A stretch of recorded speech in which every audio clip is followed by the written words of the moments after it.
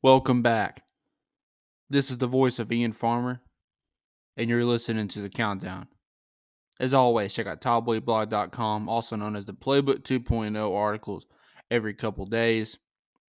Also got Instagram page and TikTok CTN Sports. Check both of those out, along with our Patreon, which is only a low cost of $5 a month. Couple episodes, couple exclusive episodes each month. But obviously, I wanted to come in here and talk about college basketball. I wanted to come in here and I wanted to talk about maybe some college football expectations next year.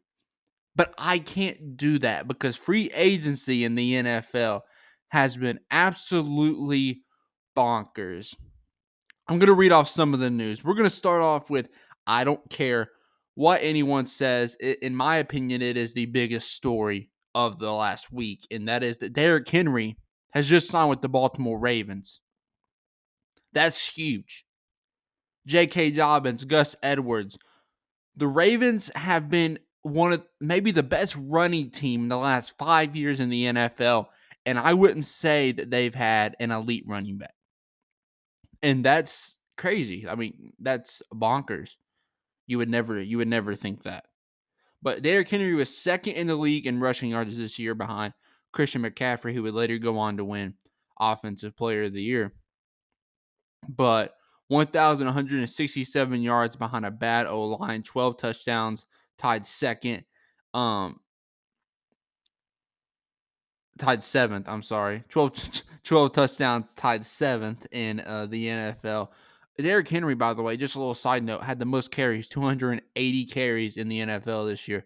Shows you how much trust and how reliant that the Tennessee Titans were on Derrick Henry. Shows you the impact of a player like him. But yeah, that is so huge, and I just came out with an article about this. So if you haven't checked that out, check that out. Topboyblog.com, the Playbook 2.0. But I basically I summed it up. I said Baltimore knew they had to make this move, and now they did. And now you got Joe Burrow is going to be back. He's going to be healthy. I know they just got rid of Joe Mixon, and they don't know the future on T. Higgins is in question, but they're going to be really good next year. You got Cleveland. If Deshaun Watson can get healthy and learn how to play the game of football again, the Browns are going to be even better. They were in the playoffs last year. We can't rule them out. Myles Garrett, one of the best defenses in the entire league. And Russell Wilson just joined this division. Russell Wilson, I would say this is probably the most blockbuster deal of the week, which is surprising to me because a lot of people are out on Russell Wilson. And I know what Nick Wright said. I know what a lot of people are saying. The touchdown interception ratio isn't like statistically Russell Wilson might have been good last year, but they're saying he's still not a very good quarterback. And I understand. I get that. I'm not a 100% stats guy myself. I like to watch the tape. But he told me 26 touchdowns, 8 interceptions, and over 3,000 yards on a stacked Steelers defense. With a Steelers offense who has improved for years and years and is the best it's been since probably Big Ben in his prime. The Steelers offense is going to improve this year. They're going to get more weapons. They're going to build up the offensive line even more. And Mike Tomlin, who's literally never had a losing season. You told me this team, the Steelers team, can't make a playoff run in a year or two. They will. And that's what I want to get at. Now,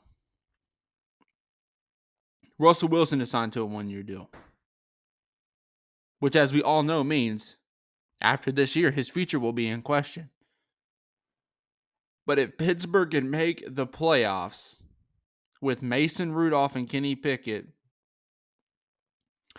I think they can make the playoffs with Russell Wilson. In fact, I think they're probably going to be about the 5 seed in the AFC this year. But yeah, that is huge. That is such a huge deal. And I said Russell Wilson I thought was going to go to the Falcons. And maybe I was wrong, but I definitely always considered Pittsburgh to be a possibility. But the Atlanta Falcons have found their quarterback. Taylor Heineke has been under center for them a couple seasons ago. Desmond Ridder was their starting quarterback last season. Marcus Mariota, a few seasons back, was the starter. This is their best starting quarterback since Matt Ryan in his prime.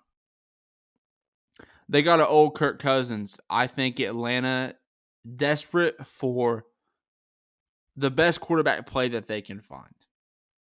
That I think they were very, very desperate. Not because Kirk Cousins is a bad quarterback, but because he's old. They signed him to a 4-year deal. It's probably the final contract of his career, unless he just gets to Atlanta and bombs, and then he'll go somewhere else and he'll sign another contract. But yeah, I mean, I just think we look at Kirk Cousins. I've said before, I think Atlanta has maybe the best running game in the entire league. Tyler Allgeier, Bijan Robinson. That's crazy. Drake London, Kyle Pitts. I think they could really use another young receiver. So in this draft this year, they have a top 10 pick. I think it's the number 8 pick. I think they're going to get another weapon for Kirk Cousins. But this Atlanta team, listen, I know Tampa just got Baker Mayfield back, and they were in the divisional round this year.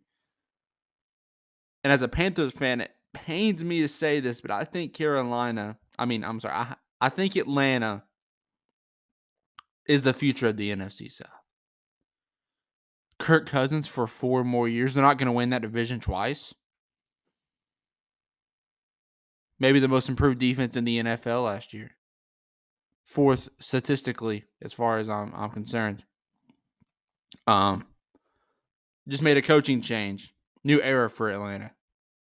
They've got the young supporting cast to do it. And I think Atlanta's going to win that division next year. As for Kirk Cousins, I wasn't big on the hire. I really thought Atlanta should have gave up whatever they needed. I mean, obviously, don't trade the entire team away. But I definitely thought that they should have been willing to give up a considerable amount for Russell Wilson. But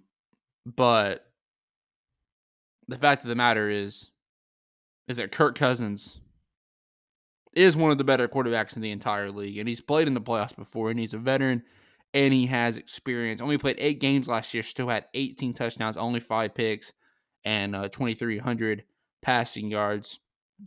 So it's going to be interesting. Kirk Cousins is no longer without Justin Jefferson. And personally, I can't wait to see what Minnesota's going to do. But yeah, Kirk Cousins to Atlanta on a 4-year deal. We got to talk about this. There's a couple running backs who have been on the move. The first one's Saquon Barkley to the Philadelphia Eagles. This one really surprised me. I really didn't think that he wanted to go and stay in the NFC East. But I think he's smart enough to know that Philadelphia is still a really good team when healthy. And they were in the Super Bowl 2 years ago. So I don't know what happened behind the scenes, but if this was his best option, if it was Philadelphia, Arizona, and the Raiders, I think the Eagles was definitely the move. He's going to play the Giants twice next year. But I don't think Saquon Barkley, by any means, should be knocked for going to Philadelphia. New York has had no receiving game for years. It took Daniel Jones about 4 or 5 years for him to have the best season of his career, which at best was a game manager season.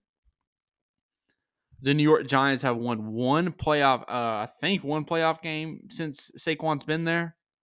That was last season. They got pumped by Philadelphia the game after. I'm not blaming Saquon Barkley one bit. You know who else I'm not going to blame? Josh Jacobs, who just signed with the Green Bay Packers. Green Bay is very much on the come up. I don't think they should have got rid of Aaron Jones. Aaron Jones had a pretty good run in the playoffs last year. I think he earned himself another season with the Packers. But he actually signed with the Vikings. So the Vikings finally have a run game again because Alexander Madison is not it. Dalvin Cook, getting rid of him probably and maybe was the right move, but Yeah, Josh Jacobs to Green Bay is crazy. And I know Josh Jacobs didn't have that good of a year last year, but it was just a down year for Las Vegas in general. So, I mean, they did go 8-9 and was second in the division, but they didn't make the playoffs or anything, and they struggled from quarterback to quarterback. Josh Jacobs still had 805 yards and 6 touchdowns, only played 13 games. So, obviously dealing with injuries there as well. And I think Josh Jacobs is going to be very successful in Green Bay. But yeah, that's just crazy to me. I can't believe that. I really thought Josh Jacobs was either going to stay in Las Vegas or go to I don't know, maybe like a Miami or something. Go to like a super team, try to build up a super team, go to Kansas City. But that's huge. That is very huge. The last thing I want to talk about: T. Higgins requested a trade from Cincinnati, and one of the main reasons I want to talk about this is because, at least from what I've been seeing, the top two destinations right now are Tennessee and Carolina. I'm a Carolina fan. We just traded for Deontay Johnson, which was a huge pickup. But oh, T. Higgins, if you came to our team, do you realize what this receiving core? This receiving core would go from Adam Thielen, DJ Chark, and Jonathan Mingo. Okay.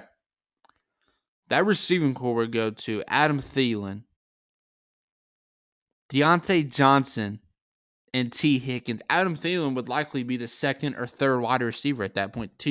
You'd be the number one wide receiver on the Panthers, and we need you really bad.